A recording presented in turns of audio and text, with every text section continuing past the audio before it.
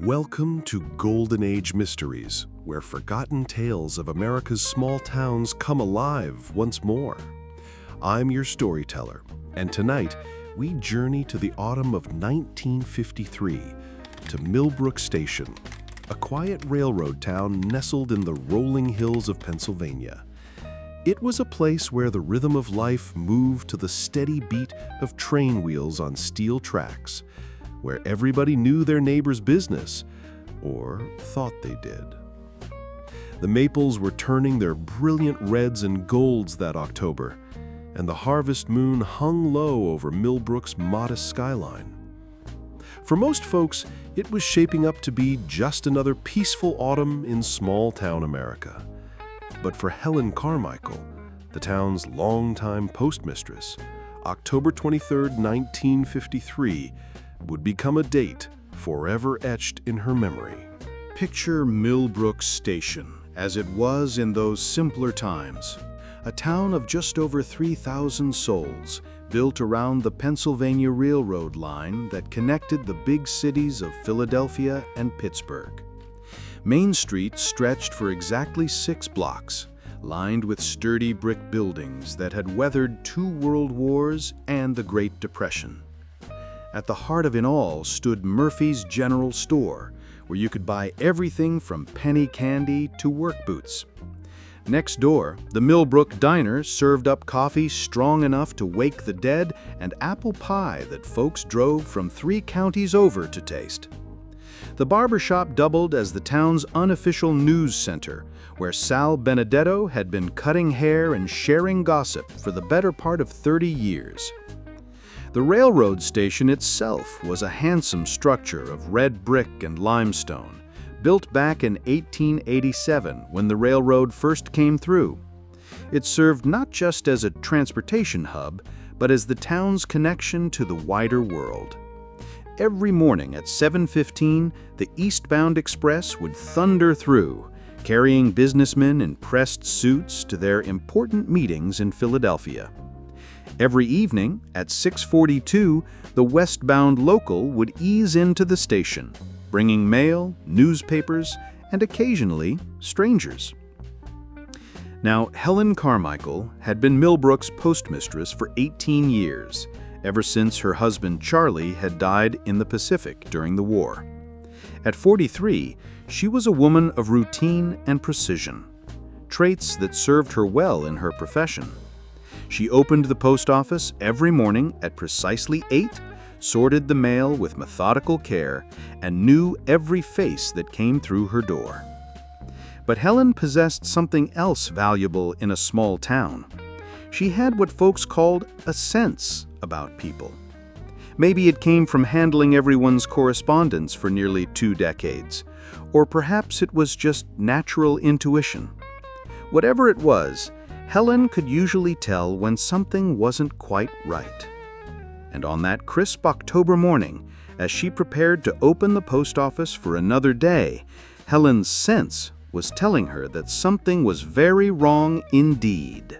It had started 3 days earlier, on Tuesday the 20th, when a stranger stepped off the 642 westbound local. Helen had been locking up the post office for the day when she noticed him.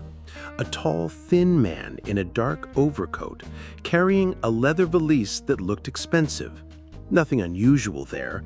Millbrook occasionally saw traveling salesmen or visiting relatives. But this man was different. Instead of heading straight for Murphy's to ask about lodging or stopping by the diner for directions, he had stood on the platform for a full 10 minutes, just watching the few people who'd come to meet the train, watching the station master load mailbags, watching the locomotive disappear around the bend toward Pittsburgh. Then he'd walk directly to the Millbrook Inn, not ask for directions, mind you, but walked straight there like he'd been to town before. Curious, Helen had thought, but not alarming. Not yet. Wednesday morning brought the first real oddity. Helen always arrived at the post office by 7:30 to sort the overnight mail before opening. As she unlocked the front door, she noticed something that made her pause. The lock felt different. Not wrong exactly, but as if it had been turned recently. She examined it closely but found no scratches or signs of tampering. Inside, everything appeared normal. The mailbags sat where the night clerk had left them, her desk was just as she'd arranged it the evening before, the cash drawer remained locked. Still, that nagging sense persisted. Helen had locked that door herself Tuesday evening, she was certain of it. So why did it feel like someone else had used the key? She'd mentioned it to Bill Morrison, the station master, when he came by for his mail. Bill was a practical man, not given to flights of fancy, but he took Helen's concerns seriously. They'd walked through the post office together, checking every corner, every filing cabinet, every drawer. Nothing appeared to be missing or disturbed. Maybe the lock's just getting old, Bill had suggested, though his tone suggested he wasn't entirely convinced. These autumn nights can make metal contract funny.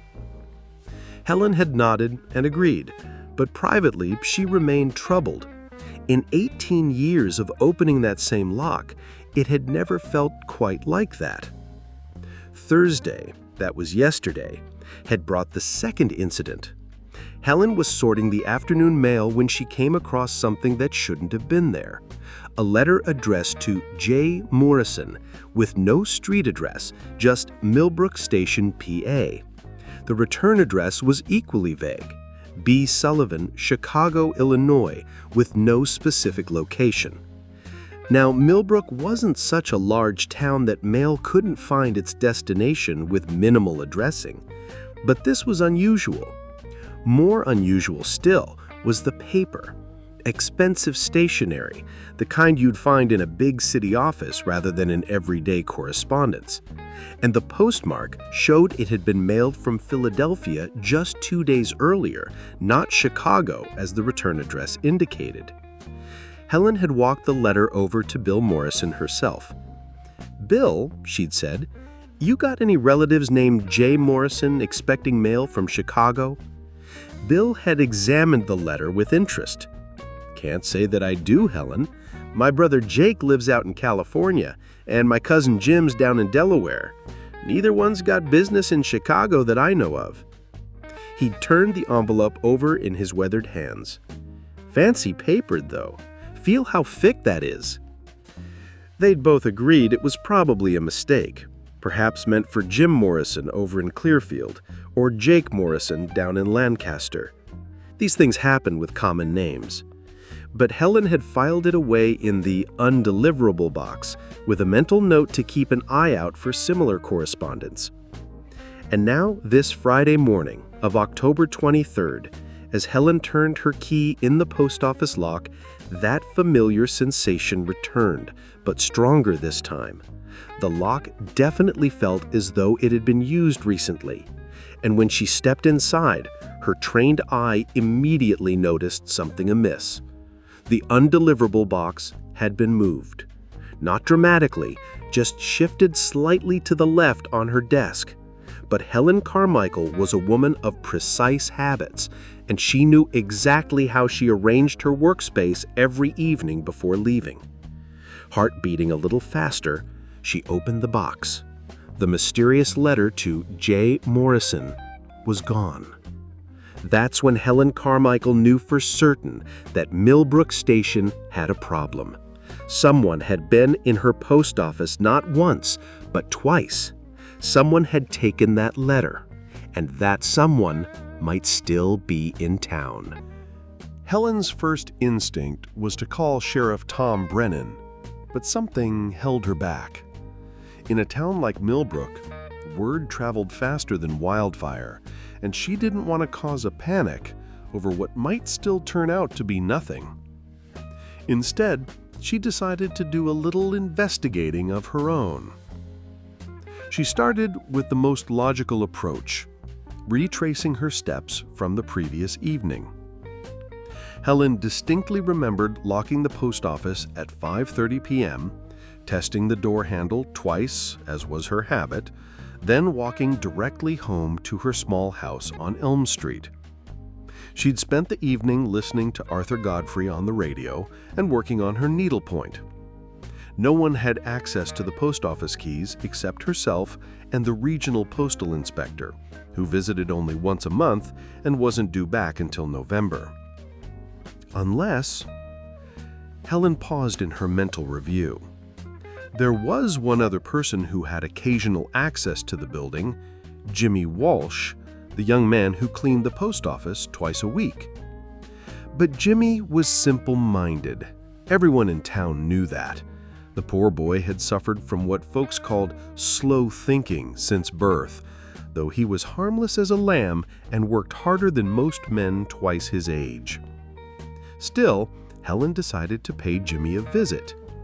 She found him at Murphy's General Store, where he was sweeping the front steps with characteristic thoroughness. Jimmy was 22, but had the gentle demeanor of a much younger person. His face lit up when he saw Helen approaching. "Mornin', Miss Helen," Jimmy called out cheerfully. "Beautiful day, isn't it? Mr. Murphy says the weather's gonna hold through the weekend." "Good morning, Jimmy," Helen replied warmly. She'd always had a soft spot for the young man. "Tell me, when did you last clean the post office?" "Oh, that was Monday, Miss Helen. Always do Mondays and Thursdays, just like we agreed. Swept all the floors, emptied the waste baskets, wiped down the counters real good." Jimmy's pride in his work was evident. "Everything looked nice and tidy when I left, yes ma'am."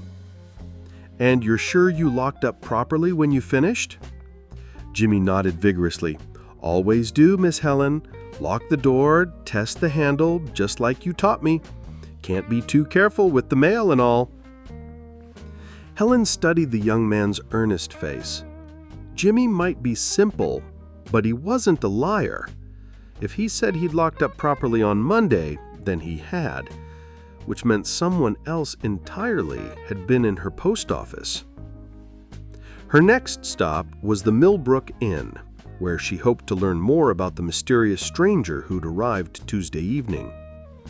The inn was run by Martha Kowalski, a Polish immigrant who'd come to America before the First War and who missed absolutely nothing that happened in her establishment. Helen found Martha in the inn's small parlor, polishing silver that already gleamed. "Martha," she began carefully, "I understand you have a guest who arrived Tuesday evening." "Ah, yes, Mr. Sullivan, he calls himself. Tall man, very quiet, pays in cash, keeps to himself mostly." Sullivan. Helen felt a small chill. That was the name on the return address of the mysterious letter. "Yes, B. Sullivan," he signed in the register. "Says he's here on business, but he doesn't say what kind of business. Spends most of his time walking around town, looking at things. Asked me yesterday about the railroad schedules, not when trains arrive, mind you, but how often they run, how many cars they typically pull, that sort of thing." This was getting more interesting by the minute. "Has he mentioned knowing anyone in town?" "Not to me, he hasn't. Though," she paused, lowering her voice conspiratorially, "yesterday evening, I saw him talking to someone outside. It was after dark, maybe 9 o'clock. I happened to be closing the curtains in the front parlor when I noticed two figures by the oak tree across the street. One was definitely Mr. Sullivan. I'd recognize that long coat anywhere. The other was shorter, stockier. They talked for maybe 10 minutes, and then the other person walked away toward the railroad tracks." Helen felt her pulse quicken. "You didn't recognize the other person?" "Too dark and they kept to the shadows, but I tell you what struck me as odd. They didn't shake hands when they parted, didn't act like old friends meeting. More like business associates, if you know what I mean." Helen thanked Martha for the information and headed back toward the post office, her mind working furiously. A stranger arrives in town, uses a false address on correspondence, meets secretly with someone local, and someone breaks into the post office to steal mail. None of this sounded like coincidence. As she walked, she noticed Bill Morrison approaching from the direction of the train station. His usually cheerful demeanor seemed subdued, and Helen had a feeling he might have news. "Helen," Bill called out as he drew near, "I'm glad I ran into you. Something peculiar happened this morning that I think you should know about." "What kind of peculiar, Bill?" Bill glanced around to make sure they weren't overheard, then continued in a lower voice. "That stranger who's been staying at Martha's Inn, Mr. Sullivan, he came by the station this morning asking about freight schedules. Not passenger trains, mind you, but freight. Specifically, he wanted to know about eastbound freight that runs through here on Saturday nights." Helen's breath caught. Saturday nights? But there's only one eastbound freight that runs Saturday nights, the special cargo run that carries payroll shipments to the banks in Philadelphia. Exactly. Bill's expression was grim. Now, that information isn't secret exactly, but it's not something we advertise either. Only railroad employees and a few local business owners know about that particular run. So why would a stranger be asking about it? The pieces were starting to form a very disturbing picture. A mysterious stranger, secret meetings, stolen mail, and now inquiries about the payroll train. Helen had read enough detective stories to recognize the makings of a train robbery plot. "Bill," she said urgently, "I think we need to involve Sheriff Brennan. This is bigger than missing mail." But before they could take another step, the sound of running footsteps made them turn. Jimmy Walsh was hurrying toward them, his face flush with excitement and worry. "Miss Helen, Mr. Morrison," Jimmy called out breathlessly. "I just remembered something important about Monday when I cleaned the post office." Helen and Bill exchanged glances. "What is it, Jimmy?" "Well, I was leaving after I finished cleaning, and I saw someone watching the building from across the street. I didn't think much of it at the time, thought maybe they were waiting for someone or just passing through. But now that you asked about the post office and all, I remembered." "Can you describe this person, Jimmy?" He scrunched up his face in concentration. "It was getting dark, but they were tall and thin, wearing a long dark coat. They stood there for maybe 15 minutes after I locked up, just watching. Then they walked away toward the inn." Helen felt her heart sink. Someone had been watching the post office, learning her routines, planning their break-in, and that someone was almost certainly their mysterious Mr. Sullivan. "Jimmy," Bill said carefully, "you've been very helpful, but I need you to promise me something. Don't mention this conversation to anyone else for now, all right? We're going to get Sheriff Brennan involved, and he'll want to talk to you himself." As Jimmy nodded and headed back to his work, Helen turned to Bill with determination. "We need to act fast. If there really is a plan to rob the payroll train tomorrow night, Sheriff Brennan needs to know immediately." But even as they hurried toward the sheriff's office, Helen couldn't shake the feeling that they were missing something important. The mysterious letter, the secret meeting, the inquiries about the freight schedule, it all fit the pattern of a train robbery plot. But something nagged at her, some detail that didn't quite align with the rest. It wasn't until they reached the sheriff's office that Helen realized what had been bothering her. If Mr. Sullivan was planning to rob the Saturday night freight train, why had he needed that letter from the post office? Train robbers didn't typically rely on correspondence to plan their crimes. There was more to this mystery than a simple robbery plot. Sheriff Tom Brennan was a man who'd seen enough of life to know that trouble often came in unexpected packages. At 55, he'd been keeping the peace in Millbrook and the surrounding county for over 20 years, and his weathered face and steady gray eyes had earned him the respect of everyone in town. When Helen and Bill burst into his office that Friday afternoon, explaining about the mysterious stranger, the stolen mail, and the inquiries about the freight train, Tom listened without interruption. He'd learned long ago that Helen Carmichael's instincts were usually right, and Bill Morrison knew the railroad business better than anyone in 3 counties. "You're thinking train robbery," Tom said, after they'd finished their account. It wasn't a question. "It's the logical conclusion," Helen replied. "A stranger arrives, steals mail, asks about freight schedules, meets secretly with someone local. What else could it be?" Tom leaned back in his chair, absently stroking his graying mustache. "Maybe. But let me ask you this, Helen. In your 18 years as postmistress, have you ever had mail stolen before?" "Never, not once." "So why start with one specific letter? If someone was planning a train robbery, what would they need from your post office that they couldn't get elsewhere?" It was a good question, and one that Helen had been wrestling with herself. "I've been thinking about that too, Tom. The letter was addressed to J. Morrison with no street address. What if it wasn't meant for delivery at all? What if it was meant to be picked up by someone who knew it would be there?" Bill frowned. "But that doesn't make sense either. If someone wanted to pass information to a local contact, there are easier ways than using the post office as a drop point." "Unless," Tom said slowly, "they needed it to look legitimate. Think about it. If someone's watching for suspicious activity, a letter sent through official channels looks innocent. A secret meeting in an alley doesn't." Tom walked over to the large map of the county that hung on his office wall. "Let's approach this differently. Instead of assuming we know what's happening, let's look at what we actually know for certain." He began marking points on the map as he spoke. "We know a man calling himself B. Sullivan arrived Tuesday on the 6:42 train. We know he's been asking questions about railroad schedules. We know someone broke into the post office twice to steal a letter addressed to J. Morrison. And we know he met secretly with someone Wednesday night.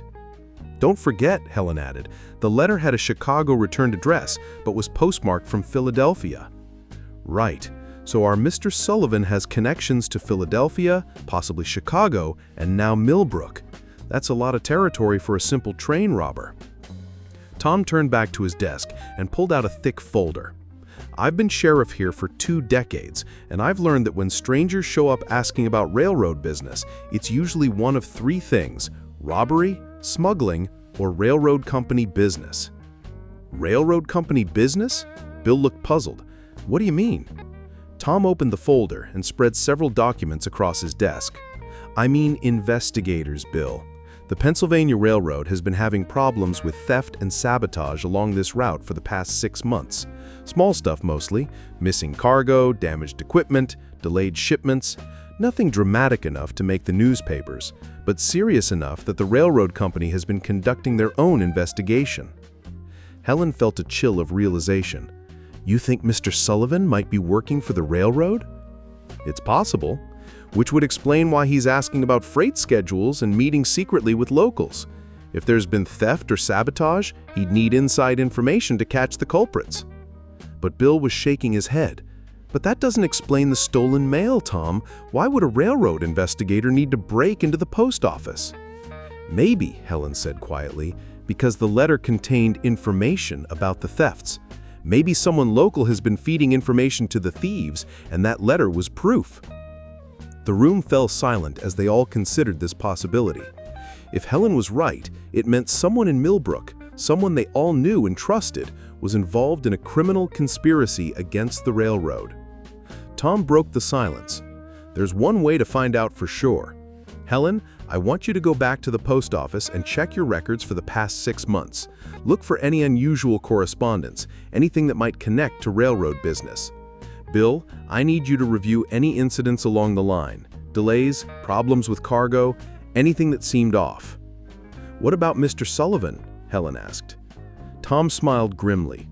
"I'm going to pay Mr. Sullivan a visit. If he's a railroad investigator, he'll have credentials. If he doesn't, well, we'll cross that bridge when we come to it." As they prepared to leave the sheriff's office, Helen felt both relief and apprehension.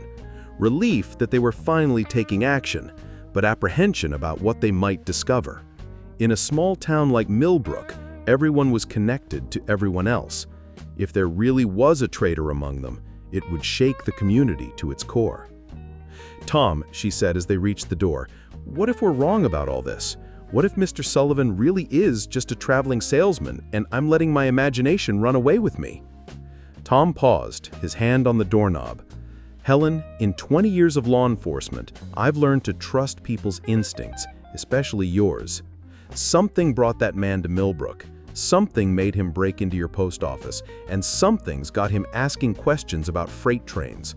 We may not have all the answers yet, but we're definitely asking the right questions.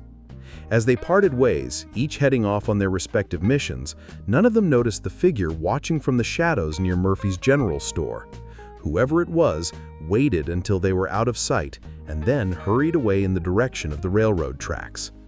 The investigation was underway, but so was something else, and in a town like Millbrook, secrets had a way of revealing themselves whether people wanted them to or not.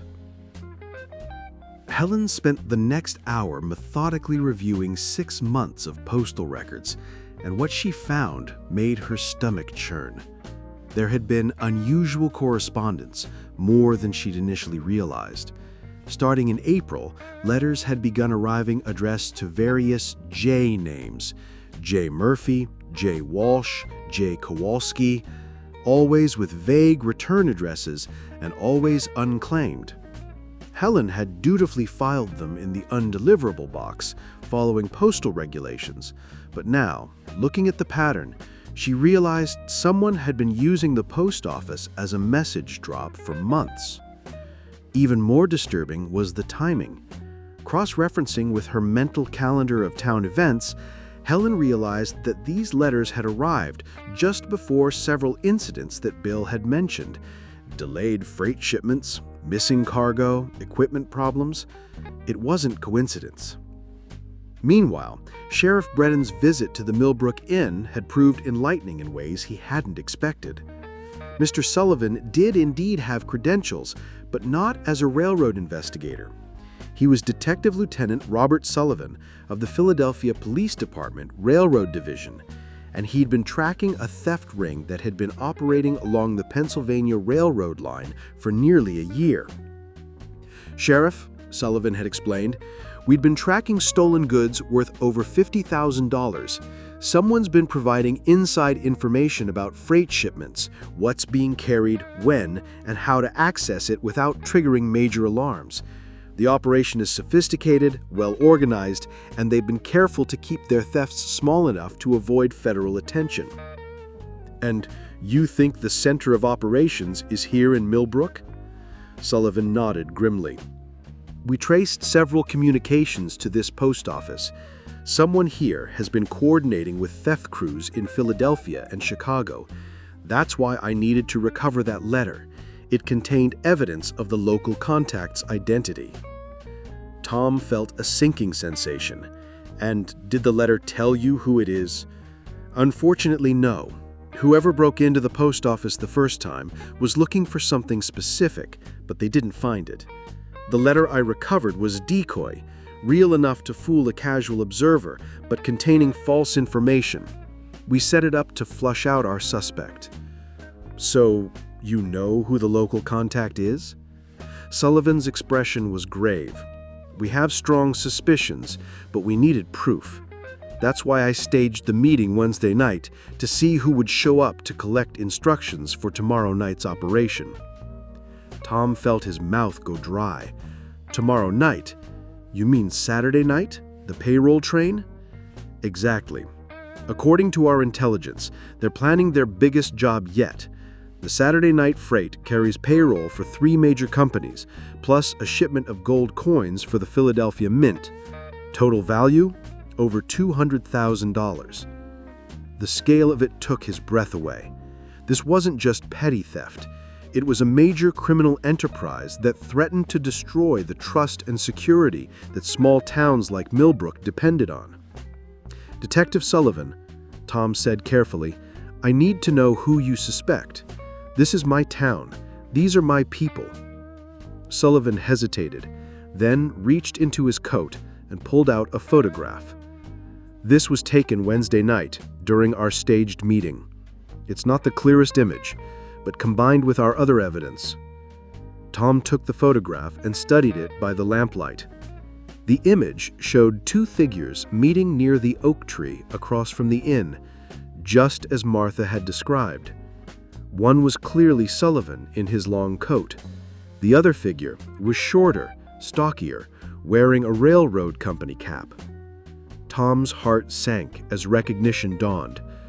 William Morrison. I'm afraid so. William Morrison, station master for 17 years with access to all freight schedules, cargo manifests, and shipping information. The perfect inside man for a theft operation. Tom slumped in his chair, feeling every one of his 55 years.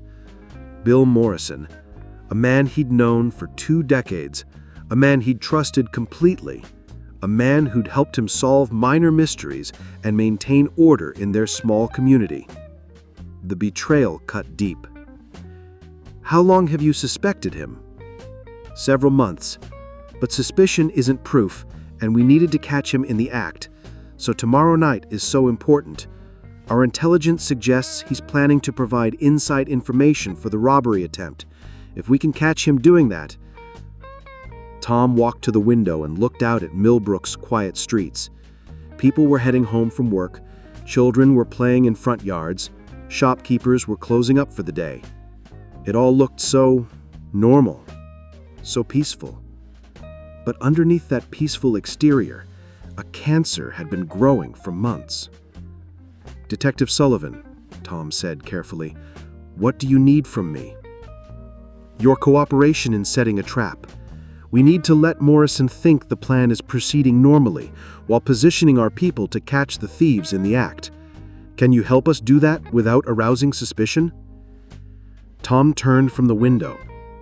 "This is going to destroy him, you know. His reputation, his family, everything he's built here. Sheriff, William Morrison made his choice when he decided to betray the trust of his employers and his community. We're just making sure he faces the consequences." As Tom nodded his agreement, he couldn't help but think about all the times Bill had seemed helpful, cooperative, genuinely concerned about Helen's missing mail problem. Had it all been an act? Or had Bill Morrison simply gotten in too deep to back out? Either way, tomorrow night would bring answers and justice to Millbrook Station. Saturday dawned gray and overcast, with the kind of raw autumn wind that cuts right through a person's coat. Tom Brennan had barely slept, his mind churning over the plan he and Detective Sullivan had worked out. The trap was elegant in its simplicity. Sullivan would approach Bill Morrison that afternoon with a request for updated information about the evening freight schedule, claiming he needed to confirm his travel arrangements. If Bill was innocent, he'd provide the information openly and ask questions about Sullivan's business in town. If he was guilty, he'd provide the information while trying to avoid deeper conversation.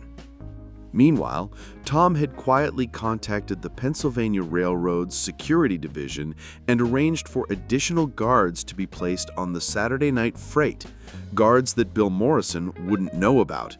If thieves showed up expecting an easy target, they'd find themselves badly outnumbered. Helen, meanwhile, had her own role to play. She'd agreed to work late at the post office, providing a legitimate reason to be downtown Saturday evening, where she could observe any unusual activity around the train station. As the day progressed, Tom found himself watching Bill Morrison with new eyes. Every interaction, every casual conversation, every friendly gesture now seemed potentially duplicitous. It was a terrible way to view someone he'd considered a friend for 20 years. At 3 o'clock that afternoon, Detective Sullivan made his move. Tom watched from across the street as the tall detective approached the station where Bill was checking freight manifests for the evening train. "Excuse me," Sullivan said in his polite, professional manner. "I wonder if you could help me with some information about tonight's freight schedule." Bill looked up from his paperwork. If he was nervous, he didn't show it. "Certainly. What do you need to know?" I'm trying to confirm the departure time for the eastbound freight. My associates in Philadelphia are expecting a delivery, and I want to make sure I have the timing right." Tom held his breath, watching Bill's reaction carefully. For a moment, the station master's expression remained neutral. Then, almost imperceptibly, something shifted in his eyes. "The eastbound freight departs at 11:47 p.m. Should arrive in Philadelphia around 6:30 Sunday morning, allowing for normal stops and delays." "And the cargo manifest? My associates are particularly interested in valuable shipments." Now there was no mistaking the change in Bill's demeanor. His shoulders tensed slightly, and he glanced around nervously before lowering his voice. "Well, now, that's getting into specifics that aren't usually shared with the general public. Might I ask what your business interest is in our freight operations?" Sullivan maintained his professional composure. "I represent certain commercial interests in Philadelphia. We've had some concerns about the security of valuable shipments along this route." Tom watched as Bill Morrison, a man he'd trusted for 20 years, made the choice that would define the rest of his life. After a long pause, Bill pulled out a folded paper from his jacket pocket. "I suppose there's no harm in confirming what's already scheduled. Tonight's eastbound freight is carrying 3 payroll shipments, total value around $40,000, plus there's a special cargo car, second from the engine, carrying mint coins for Philadelphia. That shipment alone is worth over $150,000. Sullivan nodded, memorizing every detail. "And security?" "Standard complement. 2 guards in the payroll car, 1 in the special cargo car. They change shifts at Clearfield Junction, that's about 40 miles east of here. Train stops there for exactly 12 minutes to take on water." That evening, as shadows lengthened across Millbrook's quiet streets, Tom Brennan sat in his office feeling every day of his 55 years. The evidence was undeniable now. Bill Morrison, respected station master and trusted friend, had been systematically betraying the railroad company for months. Detective Sullivan had briefed him on the full scope of the operation. The theft ring had been incredibly sophisticated, using the post office as a communication hub and Bill's inside knowledge to target specific shipments. They'd been careful to steal only enough to avoid triggering major investigations, but over the course of nearly a year, they'd made off with goods worth over $200,000. "The thing that gets me," Tom said to Sullivan as they reviewed their final preparations, "is that Bill didn't need the money. He's got a good job, a nice house, respect in the community. Why throw it all away?" Sullivan, who'd seen enough corruption cases to understand human nature's darker side, shook his head. "Sometimes it's not about need, Sheriff. Sometimes it starts small. Maybe they approached him for just one piece of information, paid him well for it. Then they had leverage. Once you're in, it's hard to get out." Helen Carmichael had spent the evening at the post office, ostensibly catching up on paperwork, but actually serving as their eyes and ears downtown. At 10 o'clock, she spotted unusual activity near the train station. 3 men in dark clothing, moving carefully through the shadows, clearly trying to avoid being seen. She'd immediately sent word to Tom, who was positioned with Sullivan and 4 additional railroad security officers in an abandoned warehouse near the tracks. The trap was set. At 11:30 p.m., just 17 minutes before the eastbound freight was scheduled to depart, everything began to fall apart for the theft ring. The 3 strangers Helen had spotted were indeed the thieves from Philadelphia. But they weren't alone. 2 additional men had arrived from Chicago on the afternoon train, and Bill Morrison had provided them with detailed blueprints of the freight cars and the exact timing of the security shift change. What they didn't know was that Detective Sullivan had arranged for additional security guards to be hidden in the special cargo car, and that Sheriff Brennan had positioned himself and his deputies at strategic points along the tracks. As the freight train pulled into Millbrook Station, Bill Morrison made his final betrayal. He approached the train crew with a fabricated story about a routine inspection that would require them to delay departure by 15 minutes, exactly the window the thieves needed to board the train undetected. But as the thieves moved toward the train, Tom Brennan stepped out of the shadows. "That's far enough, gentlemen," Tom called out, his service revolver drawn. "This is Sheriff Brennan, and you're all under arrest." The next few minutes were chaos. 2 of the thieves immediately surrendered, but the others made a run for it. One of the Chicago men pulled a gun and fired wildly before being tackled by Deputy Johnson. The sound of gunshots echoed through Millbrook's quiet streets, waking half the town. But the most heartbreaking moment came when Tom approached Bill Morrison, who stood frozen on the station platform, realizing that his double life had finally caught up with him. "Bill," Tom said quietly, his voice heavy with disappointment, "I need you to put your hands behind your back." Bill's face crumpled. 20 years of friendship, respect, and trust dissolved in an instant. "Tom, I never meant for it to go this far. They said it would just be small stuff, information that wouldn't really hurt anyone." "Tell it to the judge, Bill," Tom replied, though his heart was breaking as he snapped the handcuffs around his friend's wrists.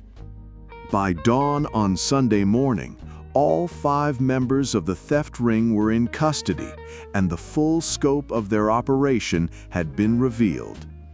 The stolen goods recovered from various hiding places around Millbrook and Philadelphia were valued at over $300,000, far more than anyone had initially suspected.